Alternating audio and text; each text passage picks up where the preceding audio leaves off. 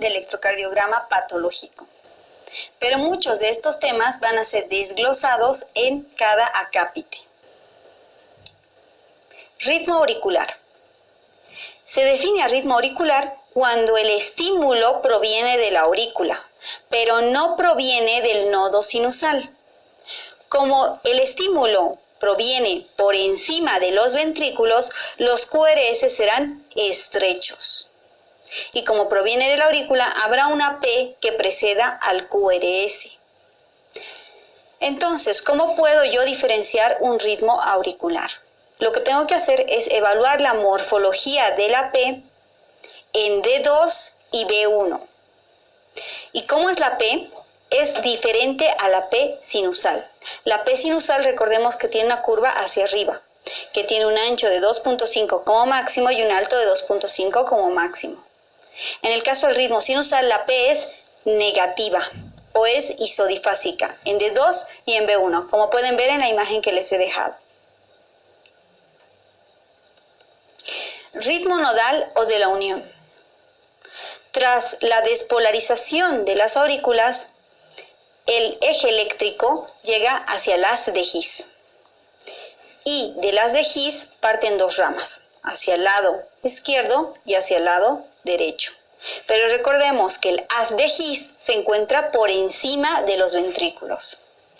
¿Cuándo se presenta este ritmo nodal o de la unión? Cuando el ritmo del nodo sinusal está alterado. El nodo sinusal no está mandando señales. Como el nodo sinusal no está mandando señal para la despolarización eléctrica del corazón, el haz de His toma el mando y es quien manda la primera señal de despolarización. Entonces, como está por encima de los ventrículos, el QRS será estrecho. Y como no proviene de las aurículas el primer estímulo, puede no haber onda P. Y si hay onda P, está por detrás del QRS. ¿Y por qué? Porque el ritmo empieza en el haz de His, pasa a la despolarización de los ventrículos y el mismo estímulo termina despolarizando las aurículas. Entonces, la onda P puede estar metida en el QRS o puede estar detrás del QRS. Como las imágenes que les estoy dejando acá. Tenemos QRS estrecho, máximo de 3 cuadraditos, y una onda P que está posterior al QRS. Ese es un ritmo nodal o de la unión. Ritmo ventricular.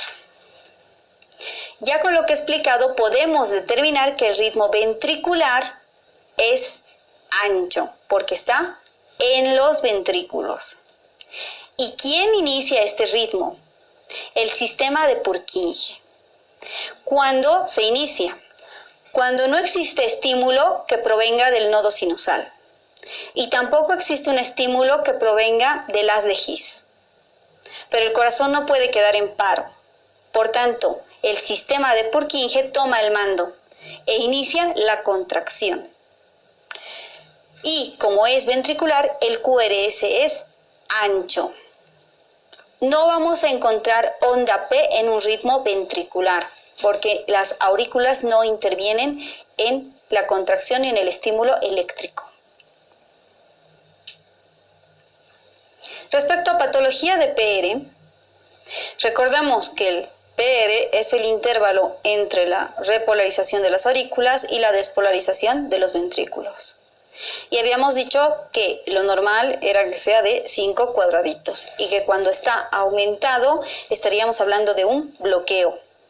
Entonces acá les traigo electrocardiogramas donde pueden ver un PR aumentado, que si es simétrico estamos ante un bloqueo de primer grado. Y lo contrario, ¿qué pasa si el PR se acorta? Si es menos de 4 o menos de 2 cuadraditos. ¿No? Está 1 o 1.5. Es una preexcitación. Este es un electrocardiograma típico del síndrome de Wolff-Parkinson-White. Crecimiento de cavidades. Lo mismo que les había explicado en el eje. Nos han explicado que existen fórmulas, criterios, que si la S en B1 mayor que la S en B6, que luego se nos olvidan. Pero a la práctica clínica, ¿cómo puedo yo determinar viendo el electrocardiograma que hay un crecimiento de cavidades? Empecemos con el lado derecho. Les había explicado yo que la onda R es más alta en B5 y B6. Y esto es porque primero se despolariza el ventrículo izquierdo, que tiene más masa miocárdica que el ventrículo derecho. Por tanto, lo normal era que la onda R sea más grande en B5 y B6. Bueno, entonces un crecimiento derecho y un signo de hipertrofia del ventrículo derecho es una R grande en las derivaciones derechas, es decir, en B1 y B2. Y una S profunda en las derivaciones izquierdas, B5 y B6. Además que cuando nosotros saquemos el eje eléctrico, este estará desviado hacia el lado derecho. Como pueden ver en la imagen que les estoy mostrando, la onda R es mayor en B2 que en B6. Este crecimiento de cavidades se puede observar, por ejemplo, en paciente adulto con patología del ventrículo derecho, un corazón pulmonar crónico, y en un paciente joven en una comunicación interauricular. Respecto al crecimiento de cavidades izquierdas ya es mucho más fácil. Son los criterios que he explicado, pero hacia el lado izquierdo. Hemos dicho que la onda R es normal que sea más grande en B5 y B6, pero en este caso es mucho más grande de lo normal, como el gráfico que se les está mostrando. La onda R llega a chocar con las S de las otras derivaciones, es grande. Y la onda S es profunda en las derivaciones derechas. Entonces tenemos para crecimiento de cavidades izquierdas una onda R grande en B5 y B6 y una S profunda en B1 y B2. Como ejemplo tenemos a la miocardiopatía hipertrófica, en el cual tenemos una R grande. Hablemos ahora del eje patológico.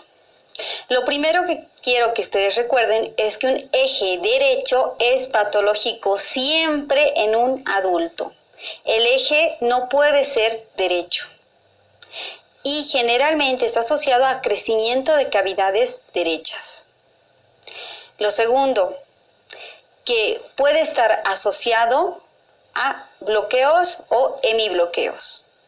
En este caso les voy a explicar de los hemibloqueos. Recordemos que el haz de His tiene dos vectores más, un vector que va hacia el ventrículo derecho y otro hacia el ventrículo izquierdo. El ventrículo izquierdo, su haz se divide en dos fascículos, un fascículo anterior y un fascículo posterior. Y estos fascículos se pueden bloquear. Esto es lo que se conoce como hemibloqueos. Si existe un hemibloqueo anterior izquierdo, el vector se irá hacia arriba y a la izquierda, así, hacia arriba y a la izquierda. Entonces, ¿cómo veríamos nosotros el eje? El vector estaría negativo para D1, negativo para D2 y negativo para D3. Y también sería negativo para D1 y negativo para ABF. Eso nos hace pensar en un hemibloqueo anterior izquierdo. No se olviden, hacia arriba y hacia la izquierda. Si el bloqueo es del fascículo posterior, el eje se va a ir hacia la derecha.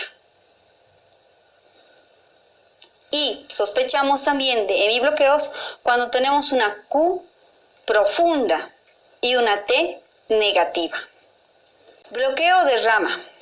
El bloqueo de rama es con QRS ancho y se diferencia de los bloqueos fasciculares que acabo de explicar, en que los bloqueos fasciculares no se va a ver una alteración en el QRS. En los bloqueos fasciculares el QRS va a ser normal. Puede asociarse a una Q profunda o una T invertida, o puede no. Puede ser un QRS normal pero con un eje desviado. Eso es un hemibloqueo.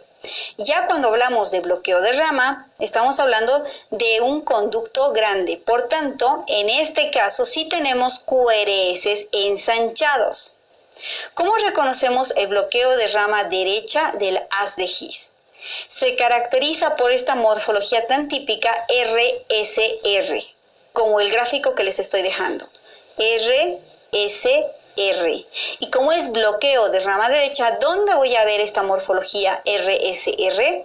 En el lado derecho, en las derivaciones derechas, es decir, B1 y B2. Y en algunos casos puede estar hasta en B3. Entonces, ¿cómo reconozco yo un bloqueo de rama derecha del haz de His?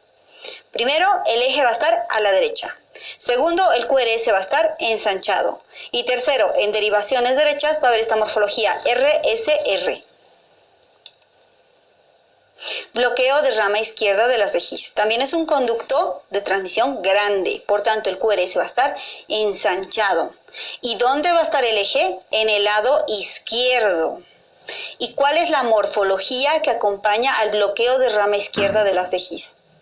Es esta típica imagen en torre empastada, que se ve en derivaciones izquierdas, como en la imagen que les estoy dejando, es empastada. La onda R está mellada, es gruesa. Para empezar, es una onda R gruesa, no puede ser estrecha, es gruesa y está mellada, empastada. Y puede verse una S profunda y mellada en las derivaciones derechas.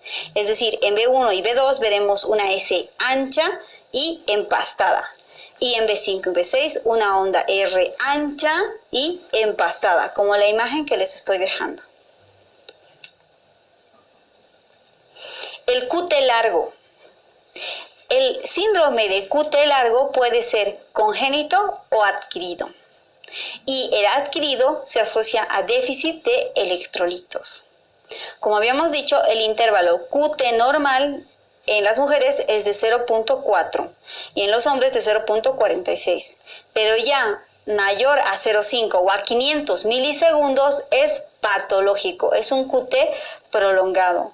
¿Y cómo evalúo en el electrocardiograma un QT? Tengo que medir el espacio entre onda R y onda R y ver dónde termina la onda T. Lo normal es que exista entre R y R una mitad y que la T no sobrepase la mitad. Aquí tengo una onda R, otra onda R, parto a la mitad y la onda T no sobrepasa esta mitad. Eso es lo normal. Lo patológico es que cuando hago la medición entre R y parto a la mitad, esta onda T sobrepasa la mitad.